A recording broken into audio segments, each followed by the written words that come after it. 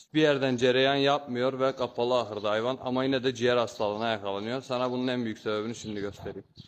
Hayvanın yattığı yerde eğer bu şekilde sen de oturup bir yarım saat 45 dakika kadar kalabiliyorsan sorun yoktur. Ama bu şekilde oturduğun zaman eğer asidik bir koku geliyorsa, burnunu yakan bir ince koku varsa bildiğin hayvanın ciğerleri yanmaya başlıyordur. Bunun en güzel çaresi de bir havalandırma sistemi kurmak. Yaz da olsa kış da olsa özellikle pervane kullanmak en güzeli.